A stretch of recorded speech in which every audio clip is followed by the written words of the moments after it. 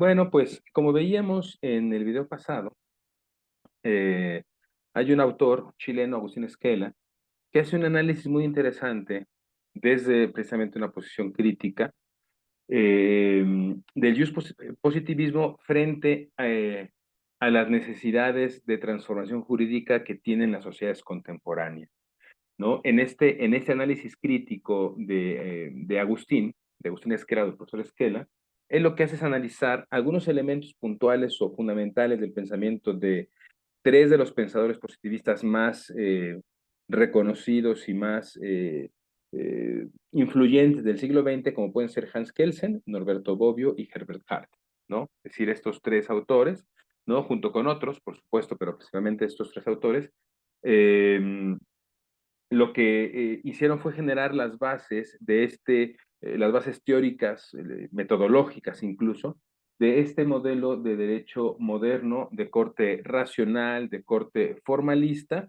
y de corte instrumental, como lo hemos venido contando. Entonces, Esquela analiza algunos postulados de estos tres eh, autores para desde ahí determinar cuáles son las posiciones desde donde la teoría crítica empieza a construir su modelo, ¿no?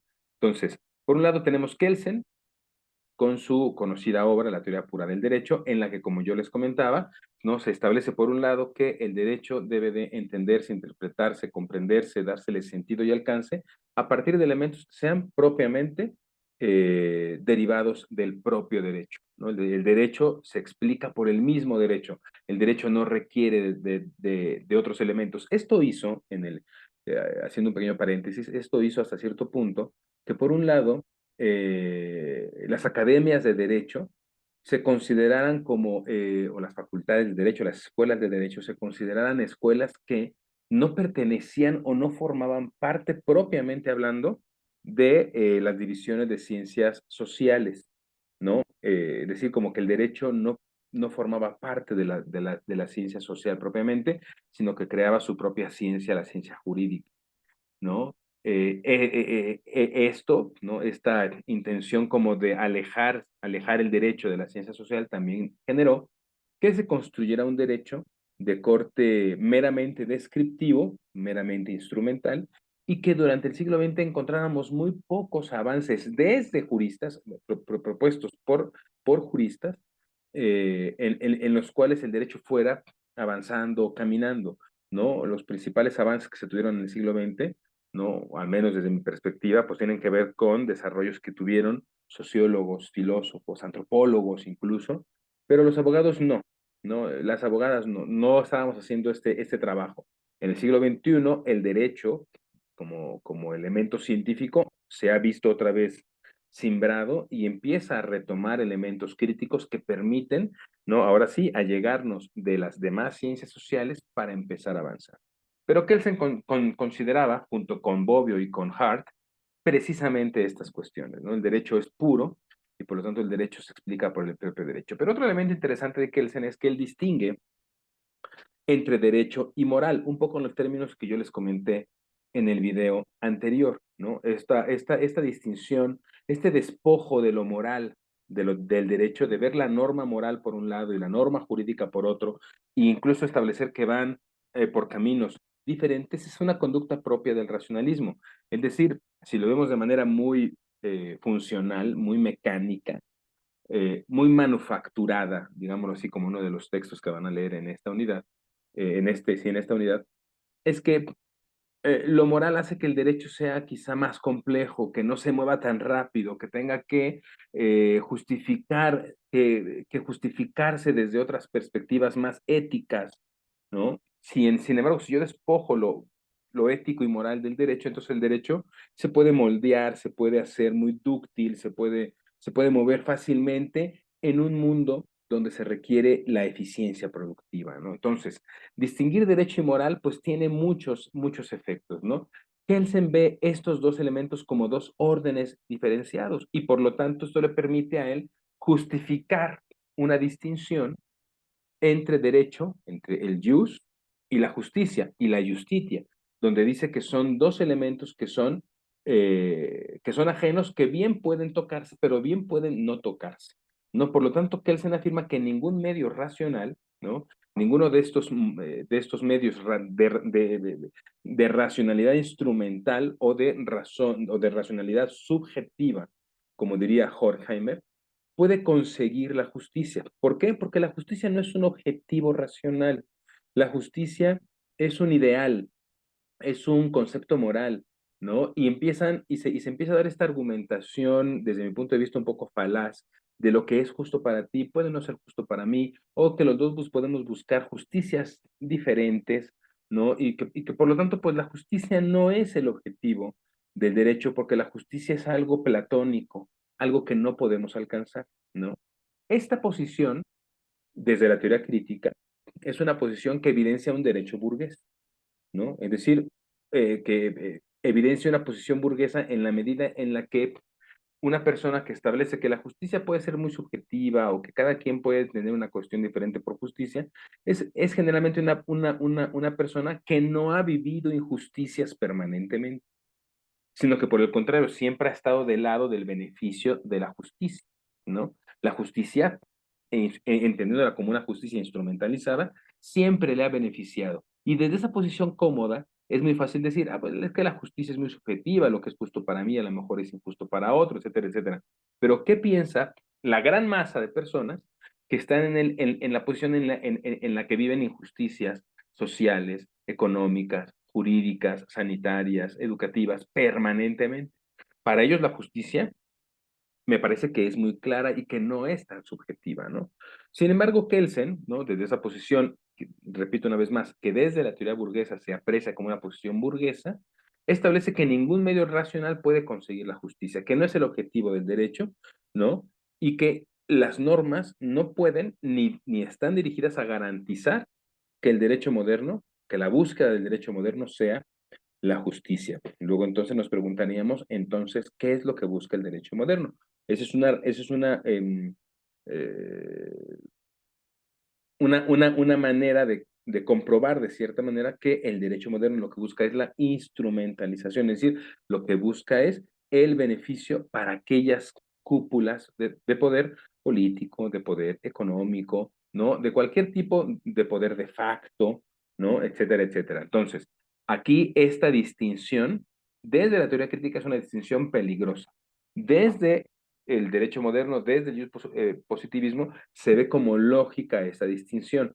¿Por qué? Porque el derecho moderno busca ser eficiente y los conceptos morales o las concepciones morales involucradas al derecho lo que hacen es alentar o alentizar lo que el derecho mismo busca per se.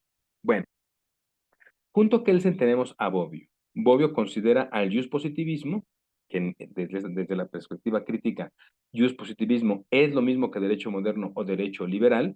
Desde otras perspectivas podemos encontrar diferencias, pero desde esa perspectiva serían más o menos conceptos similares. Considera o él observa al positivismo en su obra, una de sus obras más conocidas, que es El problema del positivismo jurídico, desde tres aspectos. Él dice, el positivismo o el positivismo es, en principio, una categoría de análisis, es decir, es una forma de acercarse al derecho. Por otro lado, el positivismo también es una categoría epistemológica, es decir, hay una construcción teórica que determina una concepción específica del derecho, una cosmovisión jurídica. Por eso yo hablaba hace me parece que dos videos de el derecho moderno es o la modernidad es una forma de vida jurídica específica, una forma de vida occidental, ¿no? Que dicho sea de paso, estos modelos son mucho más eficientes en sociedades donde hay mayor índice de igualdad, donde hay mucha desigualdad, como sucede en nuestras sociedades latinoamericanas, es donde tenemos graves problemas con los modelos de derecho moderno, ¿no? Y finalmente, dice Bobbio, además de ser una categoría de análisis y una categoría epistemológica, también es una categoría de valores, es decir, hay una determinada ideología del derecho a partir de la cual determinamos qué es lo más o lo menos valioso. Cuando Bobbio nos dice, ¿no?, que el derecho o que el positivismo o el derecho positivo es una forma de acercarse al derecho o es una categoría de análisis, lo que nos está diciendo es que el positivismo consiste en identificar y describir únicamente lo que se encuentra establecido como derecho, ¿no? Una vez más regresamos a esta idea de el derecho se explica por el derecho. Todo lo que es ajeno al derecho no debe de estar involucrado, ¿no?, en la interpretación del derecho, en la interpretación normativa, en la dogmática jurídica, ¿no? Incluso en las escuelas de derecho. Yo solamente tengo que darles teoría del derecho, pero no tengo por qué estar hablando de elementos externos al derecho, ¿no? Porque esto no es lo que se encuentra establecido como derecho. Y por supuesto, entonces, ¿qué es lo que se encuentra establecido como derecho?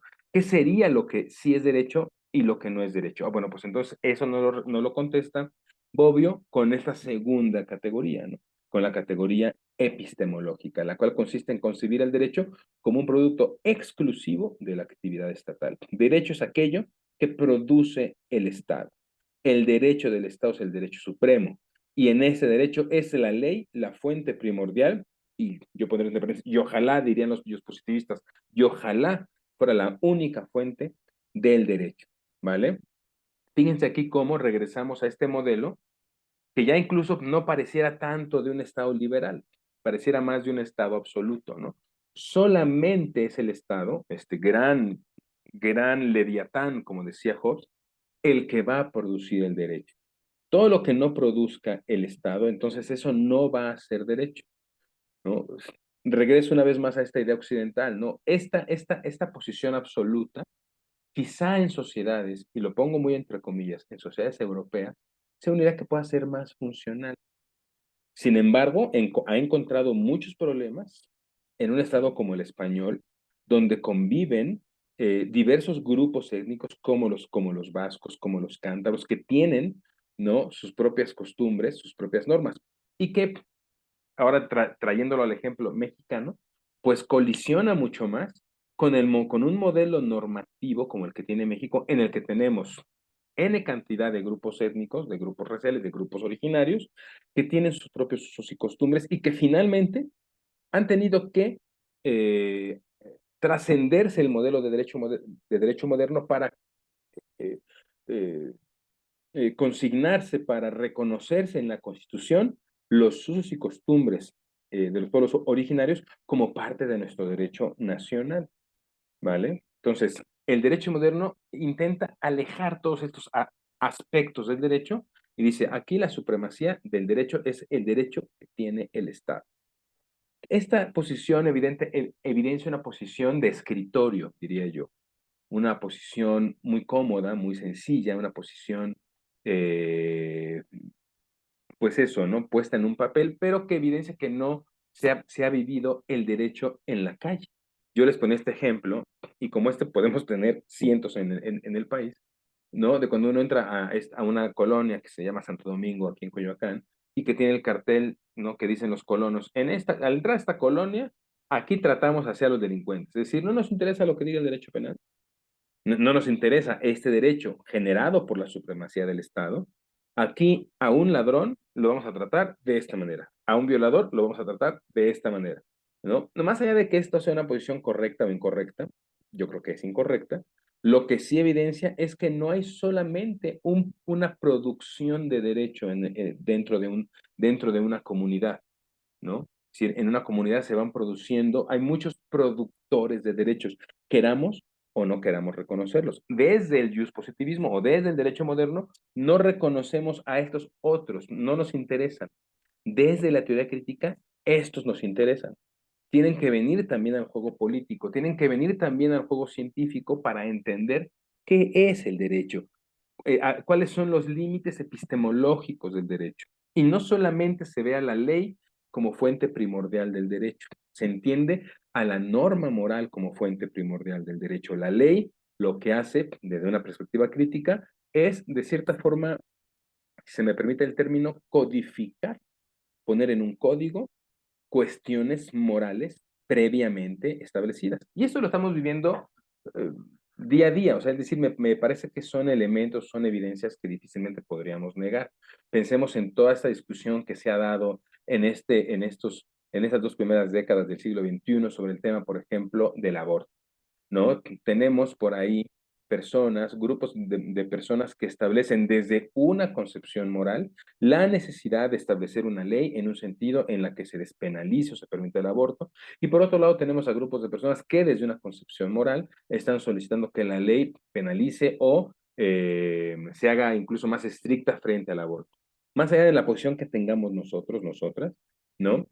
Lo que sí vemos es que detrás de la transformación normativa existe una conciencia moral, una evolución de la conciencia moral, ¿no? Si en la Ciudad de México se ha legalizado o despenalizado el aborto a partir de una ley, ¿qué es lo que si uno analiza los debates que se hicieron incluso en la Asamblea Legislativa, pues muchos de esos debates son de corte moral, de corte ético, ¿verdad? Porque es a partir de eso que uno entiende por qué la ley debe de transformarse, ¿no? Y entonces ya no es el derecho algo exclusivo del Estado, ya no es la ley la fuente primordial del derecho, sino que hay otros actores involucrados en la producción del derecho y hay otros elementos que no son, que son aparentemente ajenos al derecho, pero que no lo son, como pueden ser los criterios morales, los datos estadísticos, ¿no? Es decir, ¿qué tan eficaz es tu norma para conseguir lo que quieres? ¿No? Incluso criticando desde el corazón del propio, de la propia norma que prohíbe el aborto, ¿no? ¿Por qué lo quieres prohibir? ¿Cuál es el objetivo de prohibir y de castigar a las personas que realizan abortos, ¿no? Todos me dirían, ¿no? Todos los que están a favor del aborto, pues que no se realice el aborto, ¿no? Pero esto no está sucediendo, entonces tu norma no es eficaz, porque el aborto sigue sucediendo. Y entonces, si esa norma no es eficaz, desde la teoría crítica diríamos, pues esa norma debe de ser desechada del orden normativo porque no está cumpliendo con su objetivo. Necesitamos entonces construir otro tipo de norma que cumpla con ese objetivo. Yo pensaría, ¿no? Así a bote pronto, ¿no? Digo, mi posición en el aborto es muy clara, debe ser, desde mi punto de vista, es correcto que se despenalice, ¿no? Pero si yo dijera, bueno, estoy en contra de que se despenalice, o sea, estoy en contra del aborto, ¿no?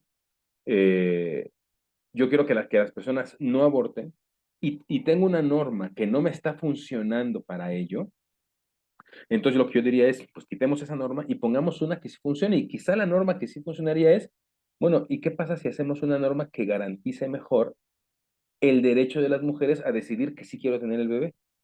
Y a lo mejor de esa manera voy limitando a las personas que por no tener garantizados los caminos económicos, los caminos laborales, los caminos libres de una vida libre de violencia, si decido tener a mi hijo, porque muchas veces es por estas razones que las mujeres deciden abortar, porque no tengo un camino laboral asegurado, porque no tengo un camino económico asegurado, porque si digo que sí lo tengo, me golpea la persona que me embarazó, mi familia, etcétera, etcétera. Si no, si yo garantizo esos tres caminos, a lo mejor con eso consigo que muchas mujeres ya no aborten. Entonces le doy más funcionalidad a la norma. Pero esto qué quiere decir, tengo que involucrar otro tipo de elementos a la construcción normativa. Y finalmente Bobbio ve al positivismo como una determinada ideología de derecho, así como una categoría de valores, ¿no? En este aspecto, ¿no? O este aspecto consiste en despojar a la norma, como ya lo hemos dicho, al igual que Kelsen, de juicios morales, ¿no? Aunque esta norma pueda considerarse injusta, pues el principal valor del positivismo, el principal valor del derecho moderno es que las personas nos convirtamos en observadores ritualistas de la norma, es decir, que cumplamos el mandato legal, que seamos obedientes al mandato legal, aunque este mandato lo podamos considerar injusto. Yo aquí ya no encuentro en esta afirmación de Bobbio mucha diferencia entre un Estado liberal y un Estado absoluto. Empiezo a ver que hay una genética absolutista en un modelo de Estado liberal, ¿no? Es decir, la desobediencia al mandato legal es el punto de partida del Estado liberal. Si los burgueses no hubieran desobedecido el mandato legal pues, impuesto por los Luises, no hubiéramos tenido una revolución francesa. Bueno, una revolución es la manifestación última o máxima de una desobediencia al mandato legal. Y entonces, cuando se me viene ahora a decir desde un modelo liberal que lo más importante es la obediencia al mandato legal, entonces esto me suena a mí a regresar a un modelo absoluto. Y esto es un poco lo que plantea la teoría crítica. Y bueno, finalmente Herbert Hart, ¿no? Hart lo que hace es establecer 5 tesis o postulos principales en un libro que se llama The Concept of the Law, el concepto del derecho, ¿no? En el que pues realmente vuelve a traer a la mesa elementos que ya han comentado tanto Kelsen como Bobbio, ¿no? En primer lugar, las normas jurídicas son órdenes, mandatos que deben observarse ritualmente, es decir, la norma jurídica, el objetivo de la norma es el control de la gente y por lo tanto la gente debe de observar ese mandato. Tú primero cumples y después ya determinamos si esto es justo o es injusto. Es un poco, por ejemplo, lo que hace, esto lo podemos ver en cuestiones muy domésticas, ¿no? Llega un cobro excesivo por parte de la Comisión Federal de Electricidad y entonces uno puede decir, oye, espérame, este cobro, porque si yo siempre he estado pagando 1,000 pesos al mes y de repente me llega un recibo de 25,000, yo no te voy a pagar esto es injusto, resolvamos esta controversia. ¿Y qué te dice la Comisión Federal de Electricidad? A ver, yo te voy a quitar la luz, ¿no? De entrada te voy a sancionar. Y ya después vemos si es justo o es injusto. Entonces, ¿qué es lo que te dice? Tú primero cumple, págame los 25. Y después ya si vemos que es injusto, yo te regreso el dinero. Es decir, primero es observa ritualmente la norma, y luego, si puedes, ¿no? Si estás dentro de este grupo de personas que tienen las capacidades para oponerse al poder, entonces ya veremos si te regreso tu dinero. Lo mismo pasa con Hacienda, por ejemplo. Lo mismo pasa con los bancos, ¿no? Si tenemos un modelo instrumentalizado de derecho a favor, en este caso sería de las compañías o de las empresas o de las instituciones bancarias, ¿no? Un derecho como herramienta instrumentalizante de que instrumentaliza los intereses de estos grupos económicos, ¿no? No existe, dice Hart, conexión entre derecho y moral, es decir, entre el derecho que es y el derecho que debe ser, ¿no? Es decir, el derecho que debe ser, él lo ve como algo ideal, una vez más, como un norte a seguir, pero no forzosamente tenemos que ir allá. El derecho no tiene que ir allá forzosamente porque el derecho está instrumentalizado. En tercer lugar, el análisis científico de los conceptos jurídicos debe hacerse de forma pura, que es algo que decía Kelsen. No deben involucrarse cuestiones históricas, como el origen de las normas, no interesa en el derecho moderno el origen de las normas, cuestiones sociológicas, la eficacia de las normas, cuestiones psicológicas, el impacto de las normas, cuestiones estas tres que son de la mayor relevancia para el estudio crítico y para el estudio científico del derecho. Si yo quiero analizar la validez o la eficacia o la importancia de una norma, generalmente hago estas tres paradas.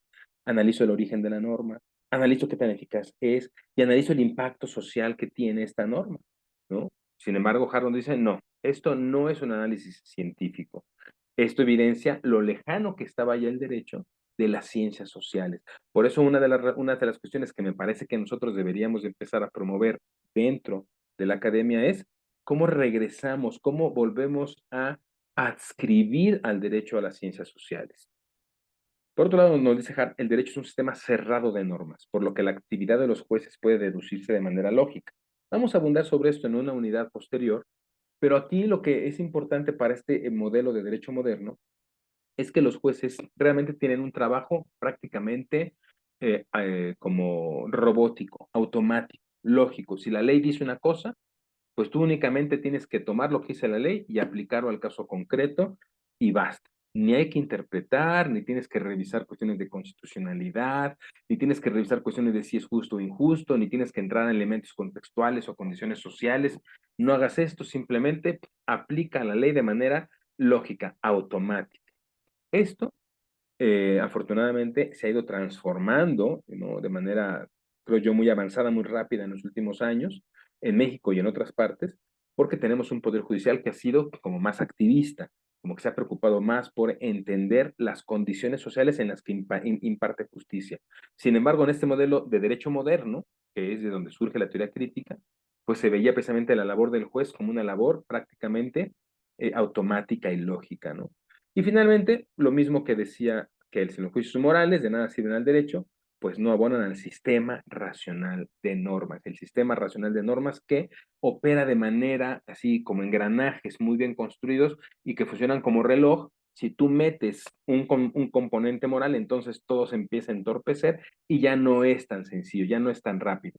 Cuando se hizo la reforma en derechos humanos en 2011, los primeros 5 o 6 años yo estuve capacitando mucho a servidores públicos en esta reforma constitucional. Lo primero que me decían es, es que a partir de la reforma, pues mi trabajo es más complicado, ya no es tan fácil como antes, ¿no? ¿Qué es lo que estaban quejándose? De que esta maquinita en la que ellos funcionaban, pues antes funcionaba todo muy rápido.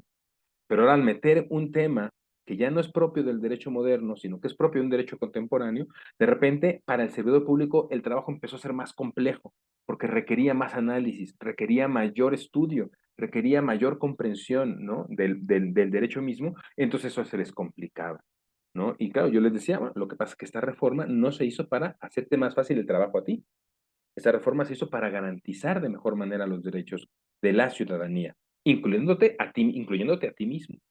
Solo que tú estás de este lado como servidor público y por supuesto que tu trabajo va a ser más complejo. Entonces, la reforma de 2011 evidentemente no abonaba al sistema racional de normas. Bueno, con esto terminaría yo este segundo video de este segundo módulo. Van a ver ahora más adelante algunos pequeños videos que les he seleccionado donde van a profundizar más sobre las posiciones que tiene Kelsen, Bobbio y Hart precisamente sobre esos elementos del positivismo, ¿vale? Nos veríamos ahora en el tercer módulo.